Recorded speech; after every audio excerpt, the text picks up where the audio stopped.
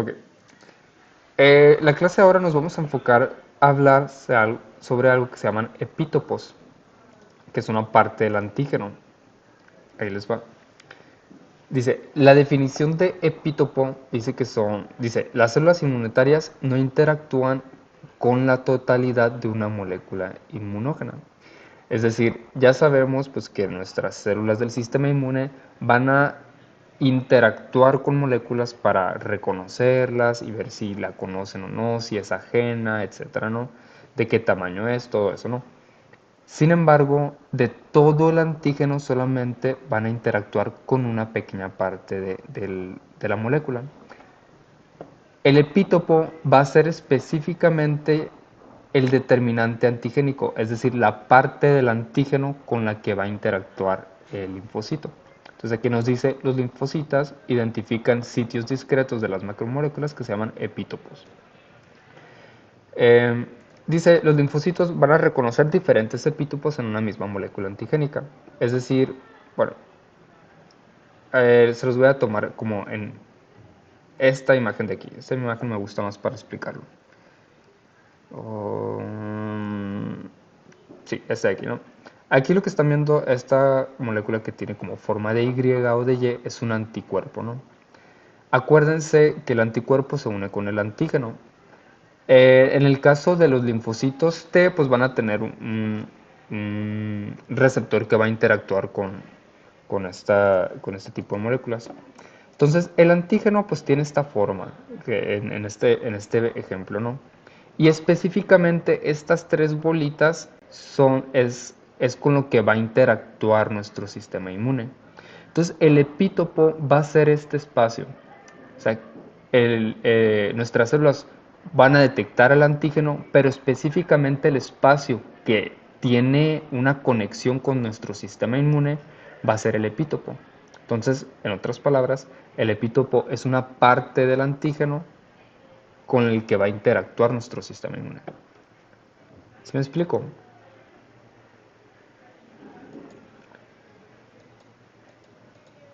Bueno, entonces dice, aquí estamos viendo la misma imagen, todo esto viene siendo el antígeno, específicamente la parte que interactúa con nuestro sistema inmune, ya sea con el anticuerpo o la célula T, va a ser el epítopo. Dice, los anticuerpos y... Ay, aquí no es TSH, ando pensando otra cosa. Sería TCR, que sería el receptor de la célula T, ¿no? Los anticuerpos o el TCR deben su característica de especificidad a reconocer los determinantes antígenos o epítopos. Acuérdense que determinante antigénico o epítopo se maneja como un sinónimo, ¿no?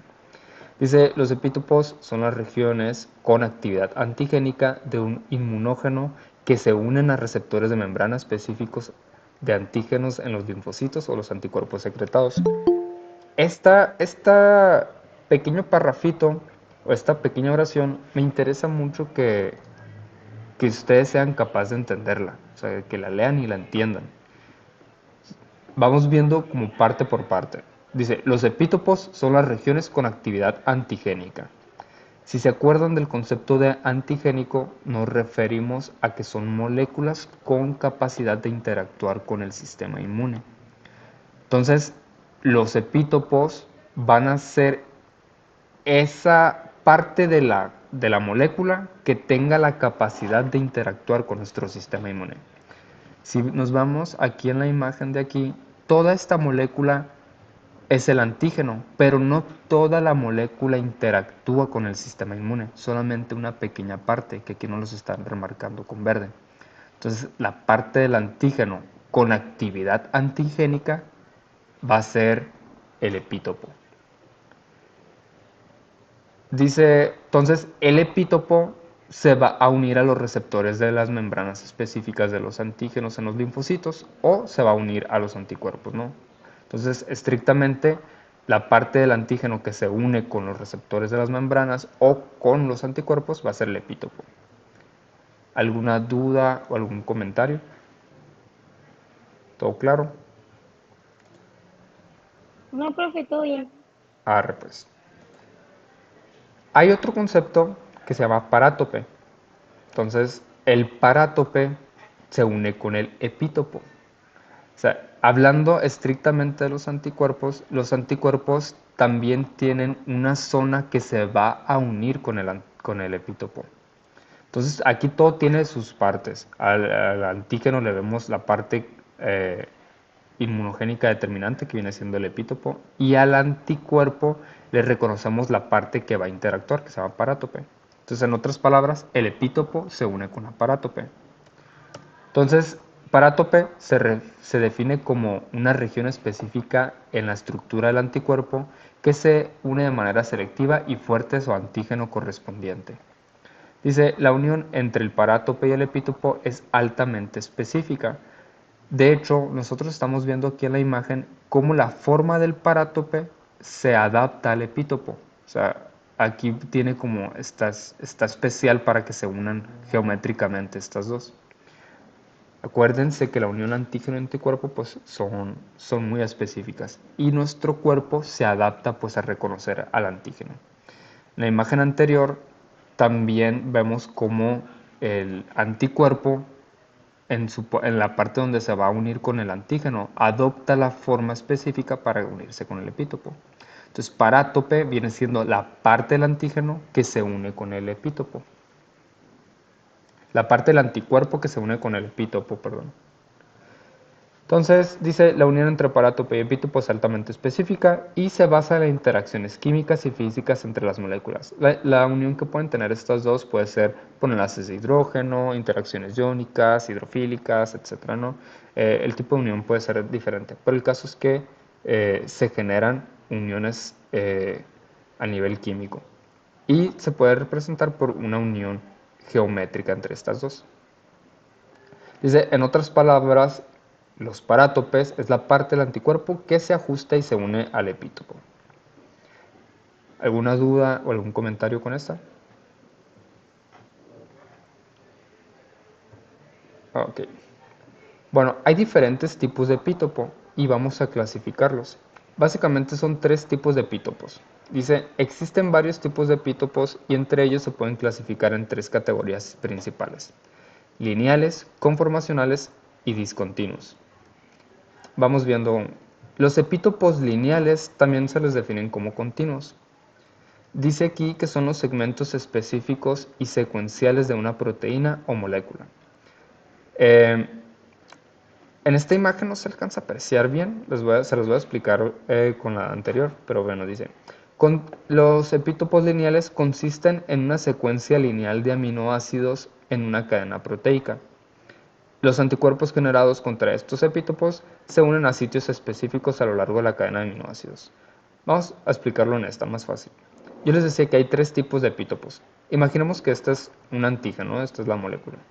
Tenemos los lineales, los conformacionales y los discontinuos. En esta imagen se puede apreciar la diferencia entre estos tres.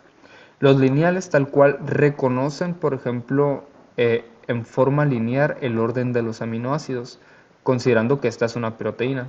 Entonces, acuérdense que las proteínas están dadas pues, por un conjunto de aminoácidos y para reconocer una epítopo lineal, pues reconocería el aminoácido 1, 2, 3, 4, 5, 6 en ese orden. Cuando reconoce ese orden de aminoácidos, se consideraría como un epítopo lineal, que era lo que les estaba diciendo en la siguiente diapositiva. En contraste, tenemos los conformacionales, que aquí nos está diciendo como si fuera el nivel 2 de estos epítopos. Los conformacionales detectan estructuras tridimensionales, por eso aquí lo estamos viendo como si fuera en una vuelta. O sea, aquí la proteína tiene una vuelta, que la vuelta pues ya la podemos visualizar como una estructura tridimensional, y ese sería el nivel 2. Entonces, en el nivel 1, que sería la lineal o continua, lee el orden de los aminoácidos. En el segundo nivel, que es conformacional, aparte de leer el orden de los aminoácidos, tiene que detectar una forma tridimensional. Y por último, en los discontinuos, también detecta formas tridimensionales, pero aparte el orden de los aminoácidos tiene que ser discontinuos. Es decir, si la forma de esta proteína va en esta dirección así, Aquí detectan el orden de estos aminoácidos, el de estos y el de estos. Son tres, como si fueran tres cadenas separadas. Y aparte la forma que estos generan. Entonces, en este sentido, así es como se clasifican estos epítopos. Lineales, que es el puro orden de los aminoácidos. Conformacionales, cuando empiezan a tomar una forma tridimensional, por ejemplo, en estos plegamientos. Y discontinuos, cuando son diferentes cadenas y generan, aparte, una estructura tridimensional. Entonces, vamos viendo lo que dice la teoría de cada uno y explicándolo otra vez. Entonces, lineales también se les definen como continuos y simplemente leen los segmentos específicos y secuenciales de una proteína, es decir, lee pues el orden de los aminoácidos. Dice, consiste en una secuencia lineal de aminoácidos en una cadena proteica. Los anticuerpos generados contra estos epítopos se unen a sitios específicos a lo largo de la cadena de aminoácidos. Estos lineales son muy funcionales en el sentido de que, por ejemplo, si el antígeno sufre cambios de temperatura o si sufre cambios de pH o de su forma o algo, los epítopos lineales se siguen manteniendo, a diferencia de los conformacionales y discontinuos. Entonces aquí estamos viendo un linfocito T, que sería este redondito, una célula dendrítica que les está presentando el antígeno, ¿no? Y aquí lo que está haciendo el linfocito es empezar a leer el orden de los aminoácidos. Entonces, en este sentido, sería un epítopo lineal. ¿Alguna duda, algún comentario con este de aquí?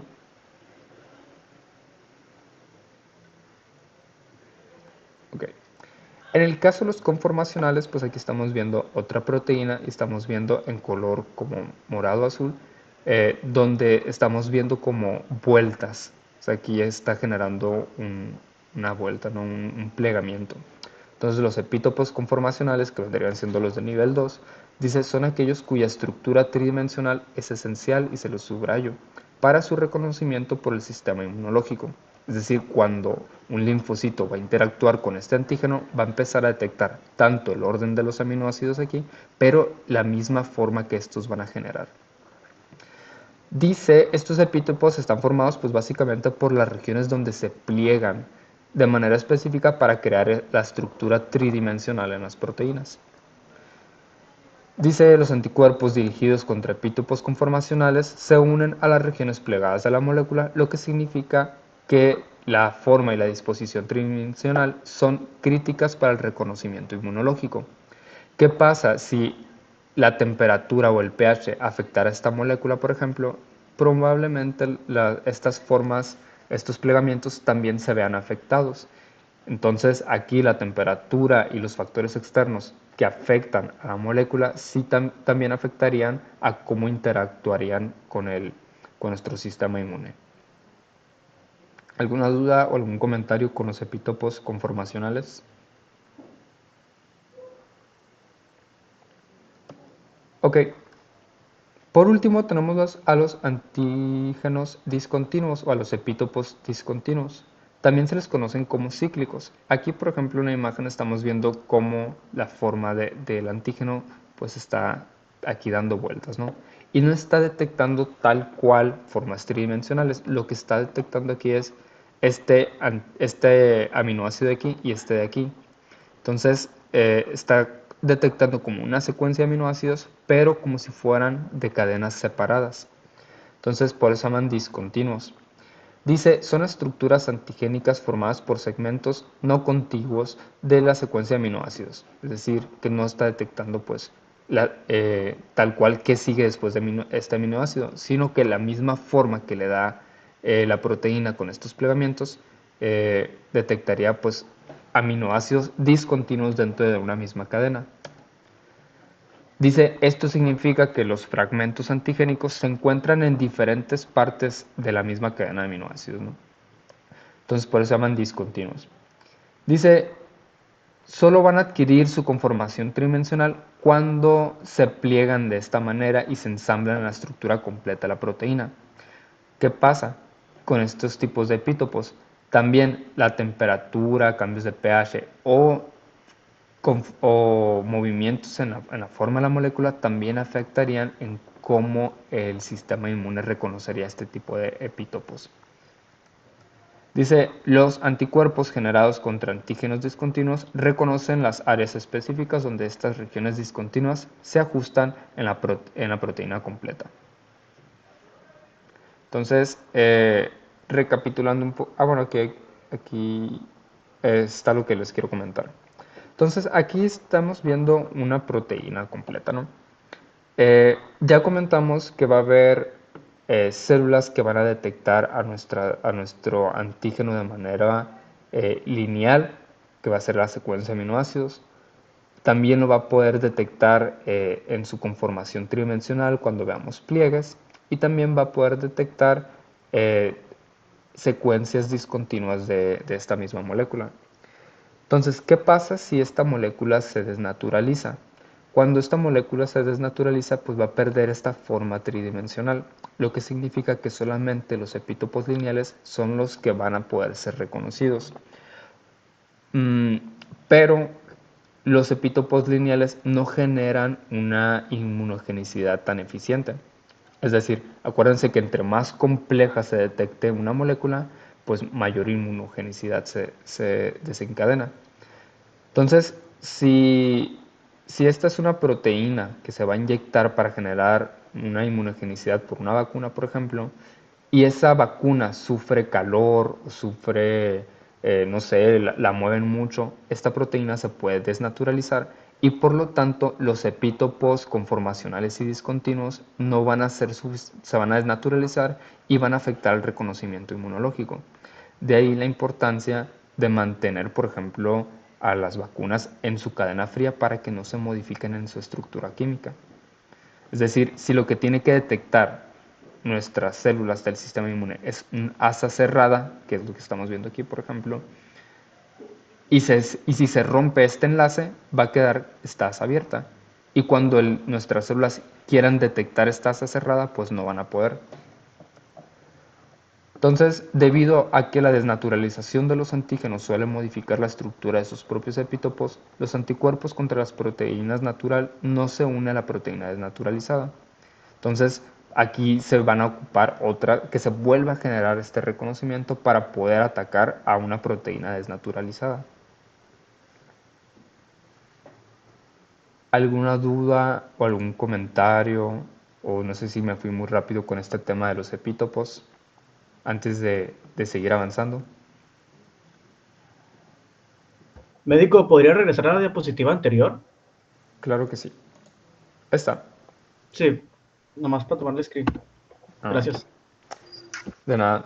Entonces, recapitulando otra vez rápidamente, les voy a volver a explicar la imagen principal.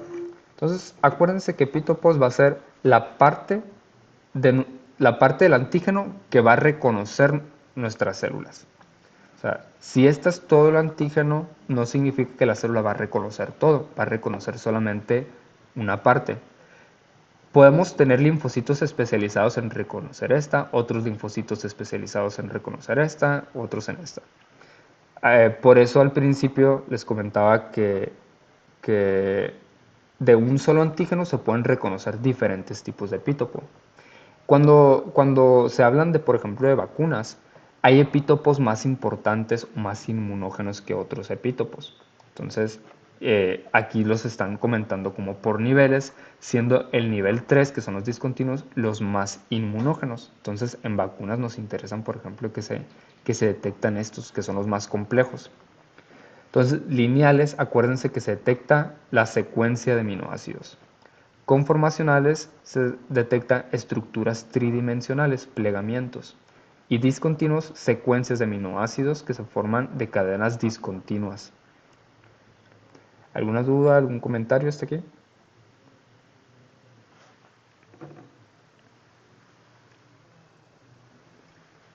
Bueno, y que cuando se desnaturalizan estas proteínas, lo que vienen siendo los conformacionales y los discontinuos, pues pierden su forma y ya nuestras células ya no lo pudieran detectar. Bueno, hay otra clasificación de epítopos que se llaman epítopos especiales. También se les conocen como epítopos multivalentes o repetitivos. Y estos, como lo están viendo en la imagen, es cuando se repiten, por ejemplo, los epítopos. Entonces se reconocen como el mismo epítopo varias veces. Dice aquí, contienen múltiples epítopos idénticos o similares en una sola molécula. Entonces, este sería un epítopo multivalente o repetitivo, que estamos viendo como el mismo antígeno que se está repitiendo. Y yo les estoy dando el ejemplo, por ejemplo, de los virus. Fíjense cómo este virus es muy geométrico a todo a su alrededor. Entonces, si se detectan, por ejemplo, al mismo tiempo, esta bolita y esta bolita, así, o sea, que se generen un anticuerpo para detectar esto al mismo tiempo, sería como un epítopo especial o multivalente. O sea, todo se está detectando al mismo tiempo. Y aquí se fijan, son como tres anticuerpos, uno, dos, tres, que están detectando pues a un antígeno en específico que se está repitiendo. Entonces, estos son los epítopos especiales y pues todavía son más, bueno, se detecta todavía más como más complejo y es más inmunógeno. De los antígenos virales, muchos virus tienen proteínas de superficie que presentan múltiples copias del mismo epítopo. Entonces, generalmente pues, se pueden detectar así a través de parátopes igual multivalentes o repetitivos. Dice, estos epítopos se presentan en repetición a lo largo de la estructura del antígeno, lo que facilita la unión de múltiples anticuerpos a la vez. Dice, estos antígenos son muy comunes en ciertas estructuras celulares y microorganismos y pueden ser particularmente efectivos para estimular respuestas inmunológicas, precisamente porque se detectan como un nivel más de complejidad. Y ya sería todo por el tema de epítopos. ¿Alguna duda o algún comentario? Entonces tenemos 4 tipos de epítopos: lineales, conformacionales, discontinuos y especiales multivalentes o repetitivos. Bueno, ahora vamos a hablar un poquito sobre los tipos de antígenos. Hay ciertos antígenos que el sistema inmune los detecta de manera diferente o reacciona un poquito de manera diferente. Vamos a hablar, por ejemplo, de las toxinas que secretan algunas bacterias y vamos a diferenciar entre endotoxinas y exotoxinas. Vamos viendo primero las endotoxinas. La imagen, pues aquí estamos viendo una bacteria con sus flagelos, sus filos y todo, ¿no? Dice aquí que las endotoxinas, endo viene de interno, y pueden ser aquí, dice que son glicolípidos desprendidos de la pared celular. Dice, son componentes lipopolisacáridos que forman parte de la membrana externa de ciertas bacterias. Entonces están presentes en la superficie de las bacterias.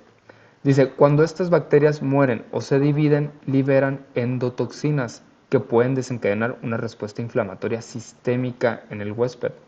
Ay, perdón. Aquí lo importante es que las endotoxinas van a desencadenar una respuesta sistémica. Entonces está curioso que se llamen endotoxinas, endo siendo interno, y que los encontremos en la superficie de las bacterias. Pero estas solamente se van a liberar cuando se mueren. Fíjense cómo estas bacterias son tramposas. O sea, ellas van a estar adentro de nuestro cuerpo sin andar causando ningún daño ni nada. Pero si las atacamos, van a liberar toxinas. Es como una manera de defenderse. Entonces, cuando atacamos a las bacterias, liberan este tipo de endotoxinas y nosotros lo detectamos como algo, son antígenos generalmente muy complejos y empiezan a generar respuestas inflamatorias a nivel sistémico. Es decir, que aunque la bacteria nos esté afectando, no sé, en la garganta, el efecto inmunológico lo vamos a tener en todo el cuerpo. Entonces, endotoxinas se liberan cuando las bacterias se mueren y producen inflamaciones sistémicas. Entonces, dice, pueden desencadenar una respuesta inmune generalizada al activar células inmunes como macrófagos a través del reconocimiento de estos lipopolisacáridos.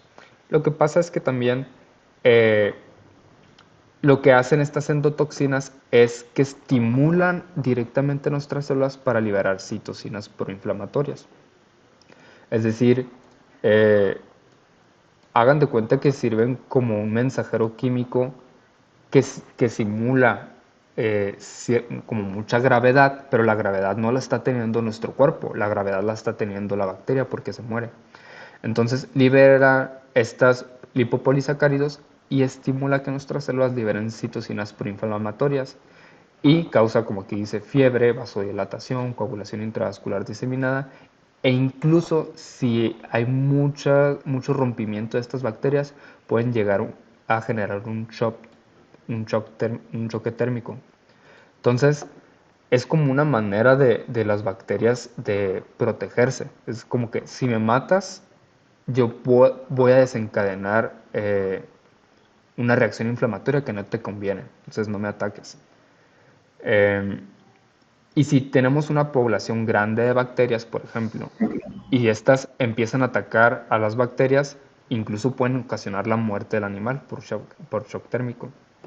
Entonces, de ahí la importancia de identificar si las bacterias, la bacteria que vamos a tratar tiene un efecto de endotoxinas que pueden llegar incluso a generar la muerte. O sea, ¿qué tipo de antibiótico yo le voy a dar a esta patógeno para evitarme esta parte de aquí? Williams, levantaste la mano. Profe, ¿y cómo el cuerpo lidia con eso si no lo puedes dañar? Aquí entramos nosotros como médicos. Empezamos a utilizar medicamentos que bloqueen esta parte de aquí. O también hay antibióticos que lo que hacen es matar la bacteria y hay antibióticos que lo que hacen es desactivan la bacteria. O sea, no la matan, la dejan así como inmóvil, ya no se puede reproducir ni puede hacer nada. Entonces, en esos casos, en los casos donde las bacterias liberan endotoxinas, utilizaríamos ese tipo de antibiótico que se llaman bacteriostáticos. Que eso pues más adelante yo creo en otras materias pues van a hablar más a profundidad de eso. Pero ahí la importancia de saber el por qué voy a utilizar un medicamento y no otro. O el tipo de tratamiento. Entonces, ¿alguna duda o algún otro comentario con las endotoxinas?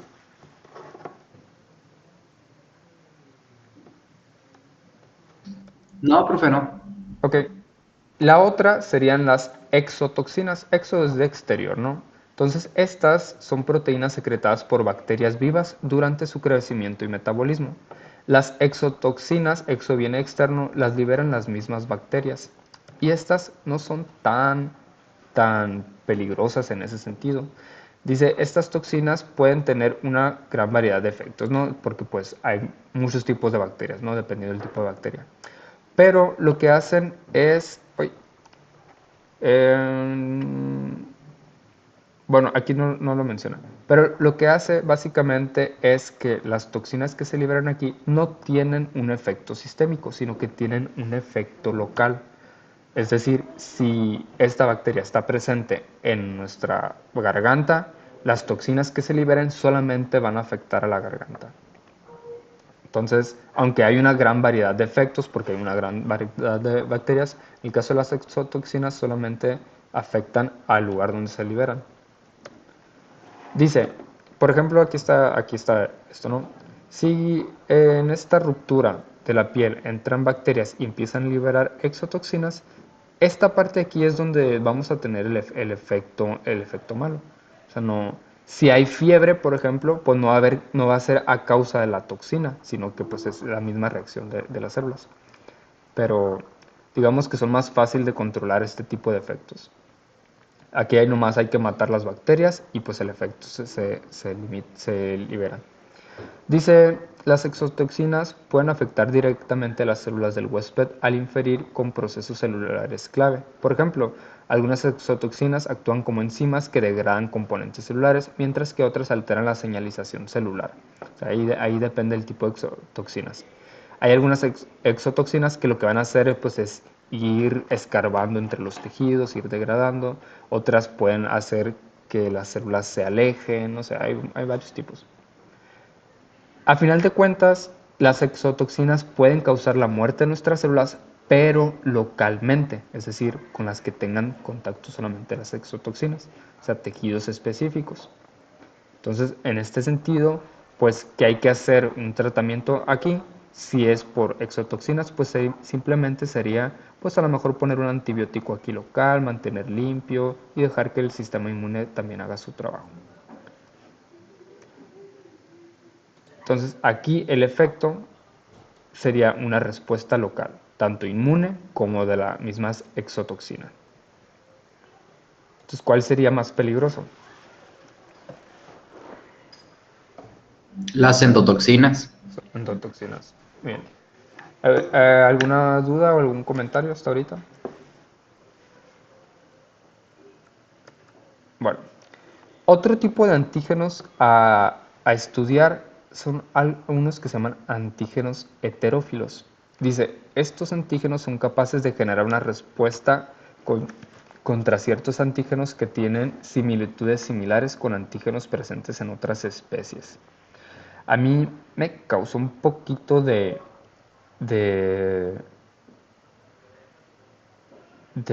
me causó un poquito de conflicto entender este tipo de antígenos heterófilos, pero básicamente, bueno, aquí lo resume, dice, esto significa que aunque el antígeno específico que desencadena la respuesta inmune inicialmente es un virus, por ejemplo, los anticuerpos generados pueden reaccionar contra antígenos de otra especie. Los antígenos heterófilos son, por ejemplo, estos pueden desencadenar respuestas autoinmunes. Hay virus que son bien tramposos y que sirven como antígenos heterófilos. Entonces, aquí en el ejemplo, eh, vamos a decir, bueno, no me acuerdo cómo lo iba a explicar con esta imagen, pero se los voy a explicar de otra manera. Si un virus que tiene antígenos heterófilos nos infecta a nosotros, pues vamos a generar anticuerpos, contra el virus. Acuérdense que los anticuerpos son específicos del antígeno, ¿no? Pero esta parte de antígeno heterófilo, como aquí dice, eh, tienen similitudes estructurales con otras en otras especies. Es decir, que si el antígeno está diseñado para atacar el virus, los mismos anticuerpos que generemos para atacar ese virus puede afectar a otra especie. Incluso nos puede afectar a nosotros mismos. Es decir, que nosotros generamos anticuerpos para atacar el virus, pero resultó que ese antígeno era heterófilo y también es similar a nuestros antígenos, entonces nos pueden atacar a nosotros. Ya me acordé que les iba a explicar con esta de aquí. Hay algunas vacunas que se pueden diseñar con anticuerpos de otros animales. Se utiliza mucho, por ejemplo, en caballos, donde se infectan a los caballos y se toman los anticuerpos producidos por los caballos y ya se pueden empezar a introducir en otros animales. Entonces, vienen siendo anticuerpos que pueden generar como una reacción cruzada contra otras especies. No sé si me estoy explicando, pero cuando yo leí acerca sobre estos antígenos heterófilos, a mí me voló mucho la mente porque siempre pensamos que los anticuerpos se diseñan específicamente para un antígeno. Y ahora resulta que no, que hay algunos antígenos que terminan siendo con esta capacidad, que no son tan específicos porque pueden generar reacciones si se introducen en otras especies. ¿Sí me expliqué? Más o menos.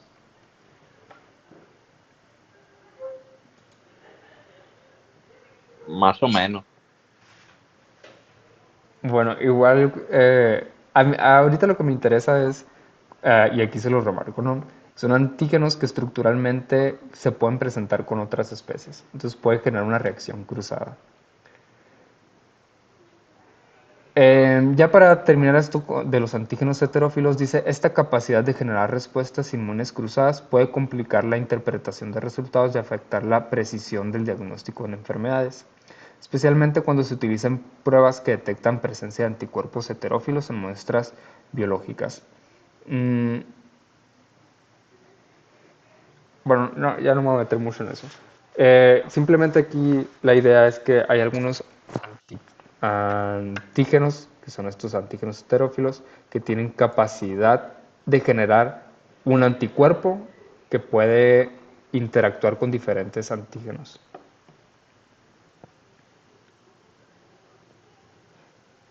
Bueno, por último, a estudiar vamos a hablar sobre los antígenos de histocompatibilidad, que básicamente aquí dice son proteínas presentes en la superficie de las células vertebradas. Todos los vertebrados tenemos estos antígenos de histocompatibilidad que nosotros lo hemos estado platicando mucho como el complejo mayor de histocompatibilidad.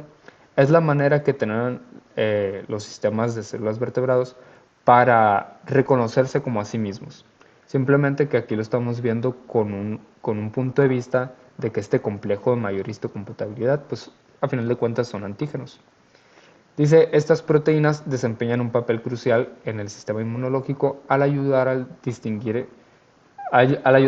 organismo a distinguir entre células propias y extrañas, lo que influye en la aceptación o rechazo de órganos.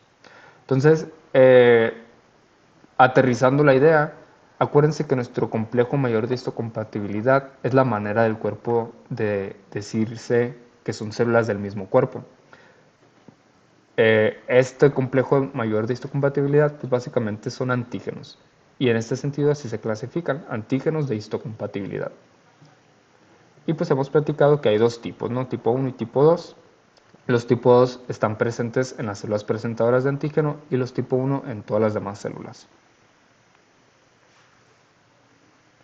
¿Una duda, algún comentario con antígenos de histocompatibilidad?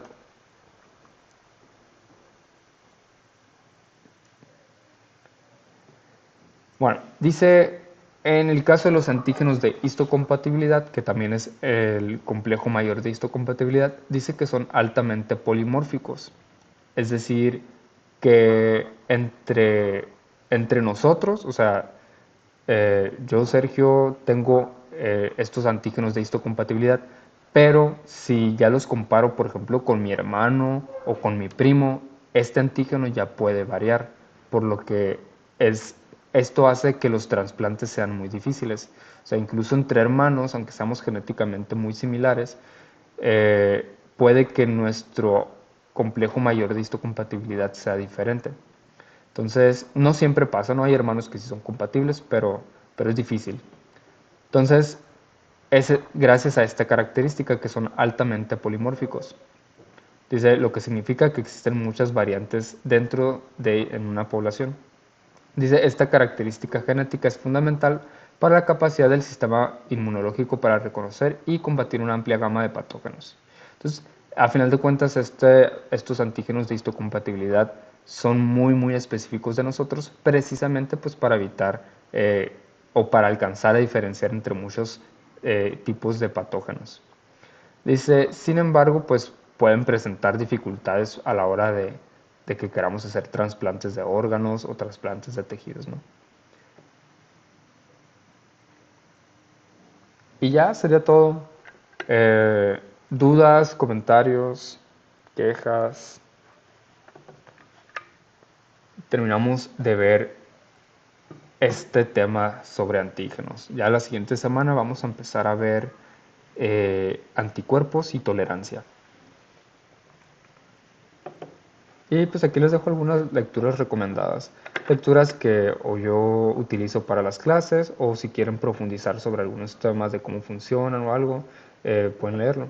Por ejemplo, estos dos están cortitos y sirven mucho como para aterrizar muy bien la información. Y este aquí pues es un libro de consulta y es el que me baso principalmente para las clases.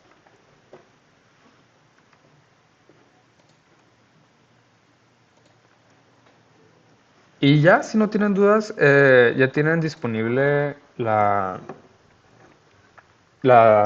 asignación para que suban sus apuntes. Ah, mande, iban a decir algo. No, nada más iba a decir gracias. Ah, ok.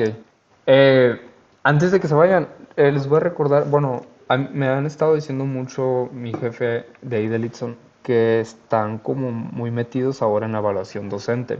Entonces les abrí una asignación, una tarea para que me suban la evidencia de su evaluación. Específicamente este semestre a mí me interesa mucho su evaluación. Yo sé que ha sido complicada esta forma remota. No sé cómo les ha ido a ustedes, a mí sí se me ha complicado un poquito. Y la verdad es que apreciaría mucho sus comentarios y críticas constructivas. Entonces, eh, para que por favor, si a lo mejor no quieren hacer la evaluación a conciencia con otros maestros, aunque sea háganla conmigo, porque me interesan mucho los comentarios y para seguir mejorando. Y ya sería todo. De acuerdo, Sí, médico. ok, Muchas médico, gracias. gracias. Arre, hasta Gracias. luego. Chao. Sale, profe, ahí le pongo 10. Yo ya Gracias. le puse. Gracias, gracias. Ahí nos vemos pues.